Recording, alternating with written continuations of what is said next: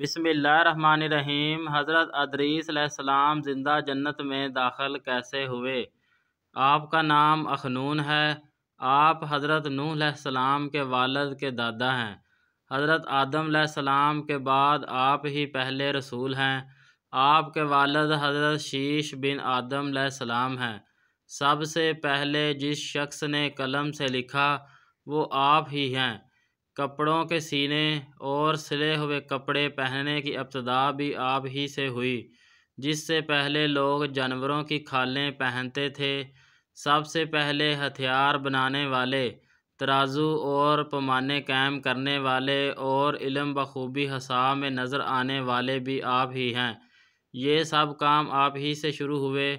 اللہ تعالیٰ نے آپ پر 30 صفحے نازل فرمائے اور آپ اللہ تعالیٰ کی کتابوں کا بکثرت سے درس دیا کرتے تھے، اس لیے آپ کا لقب ادریس ہو گیا، اور آپ یہ لقب اس قدر مشہور ہو گیا کہ بہت سے لوگوں کو آپ کا اصلی نام معلوم ہی نہیں۔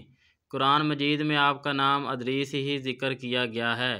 آپ کو اللہ تعالیٰ نے آسمان پر اٹھا لیا ہے۔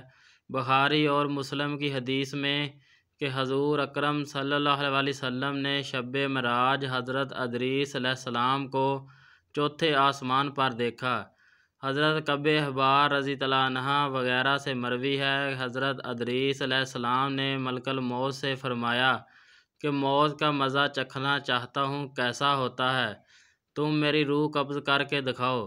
ملک الموت نے اس کی حکم کی تعمیل کی اور روح قبض کر کے اسی وقت آپ کی طرف لوٹا دی اور آپ زندہ ہو گئے۔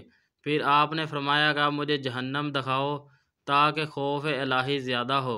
چنانچہ یہ بھی کیا گیا۔ جہنم کو دیکھ کر آپ نے درواغہ جہنم سے فرمایا کہ دروازہ کھولو، میں اس دروازے سے گزرنا چاہتا ہوں۔ چنانچہ ایسا ہی کیا گیا اور آپ اس پر سے گزرے۔ پھر آپ نے ملک الموت سے فرمایا کہ مجھے جنت دکھاؤ، اور آپ کو جنت میں لے گئے۔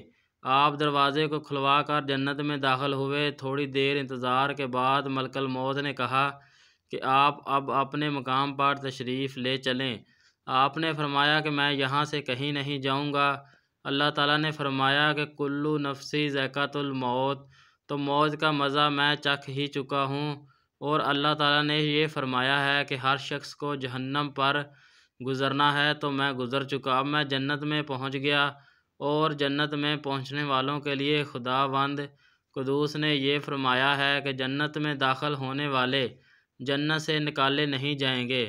اب مجھے جنت سے نکلنے کے لیے کیوں کہتے ہو؟ اللہ تعالیٰ نے ملک الموت کو وحی بھیج کر حضرت ادریس علیہ السلام نے جو کچھ کیا میرے اذن سے کیا، اور وہ میرے ہی اذن سے جنت میں داخل ہوئے، لہٰذا تم انہیں چھوڑ دو، وہ جنت ہی میں رہیں گے۔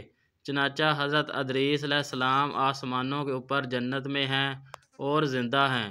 حضرت ادریس علیہ السلام کے آسمانوں پر اٹھائے جانے اور ان کو ملنے والی نعمتوں کا مختصر اور اجمالی تذکرہ قرآن مجید کی سورہ مریم میں ہے۔